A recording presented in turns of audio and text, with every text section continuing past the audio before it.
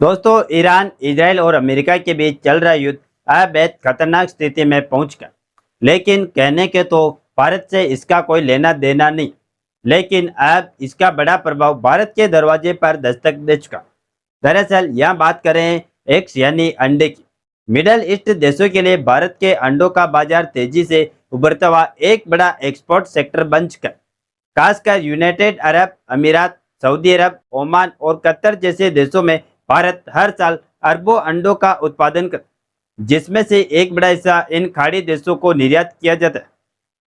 आंकड़ों के अनुसार भारत से सालाना करीब 250 से 300 करोड़ अंडे निर्यात होते हैं, जिनमें 60% से ज्यादा हिस्सेदारी मिडल ईस्ट की है। इन देशों में स्थानीय उत्पादन सीमित हैं और मौसम के कारण पोल्ट्री फार्मिंग महंगी पड़ती, इसीलिए भारत उनके लिए सस्ता और भरोसेमंद सप्लायर बन गया है।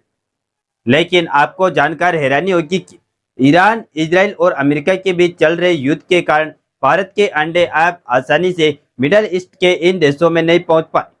और रिपोर्ट बता रही है कि ईरान इजराइल की वॉर ने भारत के एक्सपोर्ट पर इस तरीके से इम्पैक्ट डाला है कि भारत को हर दिन करीब 5 करोड़ रुपए का चूना लगाया जाए। लेकिन सवाल ये उठता है कि क्या भारत के पास कोई दूसरा देश नहीं है जहां पर भारत ये अंडा बेच, और अगर भारत दूसरे देशों में फिलहाल में अंडा बेच नहीं रहा है तो आखिरकार मिडल ईस्ट देश में सप्लाई रुकने के बावजूद ये अंडा जाकर, क्योंकि आपको जानकर हैरानी होगी कि इस समय भी भारत में हर रोज 40 करोड़ से ज्यादा अंडे का प्रोडक्शन हो रहा है, लेकिन इस पूरे अंडे को भारत कंज्यूम नहीं कर पा रहा। बहुत बड़ी डेवलपमेंट निकल कर आ रही है, तो इस वीडियो में समझते हैं। नमस्कार दोस्तों, मैं राधेश्याम और आप देख रहे हैं KSR News 24। सबसे पहले ये समझिए कि आज भारत उन देशों में शामिल हो चुका है जो दुनिया के करीब 80 से भी ज्यादा देशों को अंडे का एक्सपोर्ट कर, और इन्हीं देशों की लिस्ट में मिडल ईस्ट देशों का नाम भी आता है, जहां भारतीय अंडे की डिमांड आज के समय काफी ज्यादा है। और मिडल ईस्ट के ही एक देश सऊदी अरब ने हाल ही में बीते महीने भारत समेत करीब 40 देशों से अंडे और पोल्ट्री इंपोर्ट पर पूरी तरह रोक लगा दी। और इसके पीछे सबसे बड़ा कारण बर्ड फ्लू जैसे खतरनाक संक्रामक रोगों का बढ़ता खतरा और फूड सेफ्टी को लेकर सावधानी बताया गया। दरअसल Saudi food and drug authority ने यह कदम एहतियात के तौर पर उठाया ताकि देश में किसी भी तरह की बीमारी का फैलाव रोका जा सके, घरेलू बाजार सुरक्षित रहे। लेकिन दिलचस्प बात यही है कि इस फैसले का भारत पर लगभग कोई असर नहीं पड़ा, क्योंकि सऊदी अरब भारत के कुल अंडा निर्यात का बहुत छोटा हिस्सा ही खरीदता, जबकि और भारत का बड़ा बाजार मिडल ईस्ट की अन्य देशों पर घरेलू खपत पर टिका हुआ है। इसीलिए एक देश द्वारा इंपोर्ट बंद करने से भारत के पोल्ट्री सेक्टर पर कोई बड़ा झटका नहीं लगा। हालांकि सऊदी अरब के इंपोर्ट बैन के बाद भारत ने तेजी से अपने अंडों का एक्सपोर्ट मलेशिया जैसे नए बाजारों की तरफ मोड़ दिया और बड़ा असर नहीं पड़ा। लेकिन अब हालात अचानक बदल गए। ईरान इजराइल युद्ध के कारण पूरे मिडल ईस्ट का ट्रेड नेटवर्क ही प्रभावित हो गया, जिससे भारत के अंडों की सप्लाई चेन टूट गई और कई देशों तक भेजे जाने वाला माल बीच में ही रुक गया। दरअसल तमिलनाडु का नामकल, जिसे भारत का एक हब कहा जाता है, वहां से हर दिन लाखों अंडे यूएई, ओमान, कतर जैसे देशों में भेजे जाते। लेकिन युद्ध के चलते समुद्री रास्ते और एयर कार्गो दोनों प्रभावित हो गए। रिपोर्ट्स के मुताबिक रोजाना करीब 50 से 80 लाख अंडों का एक्सपोर्ट रुक गया और कई खेप रास्ते में फंस गई। खासकर हार्मोज स्ट्रेट के आसपास शिपिंग बाधित होने से स्थिति और गंभीर हो गई। इसका सीधा असर ये हुआ कि भारत के पोल्ट्री सेक्टर को भारी नुकसान उठाना पड़ा, जहां केवल नामकल क्षेत्र में ही रोजाना लगभग 5 करोड़ रुपए का नुकसान बताया जाता। एक्सपोर्ट बंद होने से ये अंडे अब घरेलू बाजार में, जिससे सप्लाई बढ़ गई और कीमतें गिरकर करीब 4 रुपए प्रति अंडा तक पहुंच, जिससे किसानों की कमाई पर सीधा असर पड़ा। और अगर हालात लंबे समय तक ऐसे ही रहे तो यह संकट और गहरा हो सकता है। ऐसे में आप पूछेंगे कि जब स्थितियां इतनी ज्यादा जटिल है तो क्या भारत के पास कोई दूसरा ऑप्शन नहीं है? तो देखिए, कमाल की बात यही है कि भारत ओवरऑल 80 से ज्यादा देशों में अपने अंडे एक्सपोर्ट करता। ऐसे में भारत के पास दूसरे ऑप्शन मौजूद है। लेकिन सच्चाई यही है कि मिडल ईस्ट देशों के लिए भारत के अंडों का बाजार तेजी से उभरता हुआ एक बड़ा एक्सपोर्ट सेक्टर बन चुका है। खासकर यूनाइटेड अरब अमीरात, सऊदी अरब, ओमान और कतर जैसे देशों में भारत हर साल अरबों अंडों का उत्पादन करता है। जिसमें से एक बड़ा हिस्सा इन खाड़ी देशों को निर्यात किया जाता है। आंकड़ों के अनुसार भारत से सालाना करीब 250 से 300 करोड़ अंडे निर्यात होते, जिनमें 60% से ज्यादा हिस्सेदारी मिडल ईस्ट की है। लेकिन बाकी बचे करीब 40% अंडे मुख्य रूप से एशिया और अफ्रीका के कुछ देशों में भेजे जाते। इनमें प्रमुख तौर पर मालदीव, श्रीलंका, नेपाल और अफगानिस्तान सब, जहां भारत की नजदीकी और कम ट्रांसपोर्ट लागत की वजह से अंडों की सप्लाई लगातार बनी रहती है।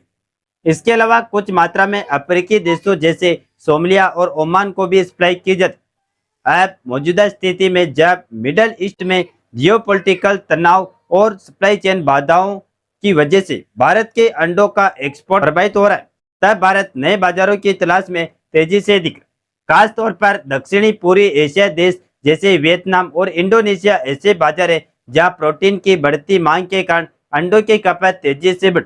इसके अलावा फिलीपींस भी एक बड़ा उभरता हुआ बाजार है जहां लोकल प्रोडक्शन मांग के मुकाबले कम पड़ रहा है।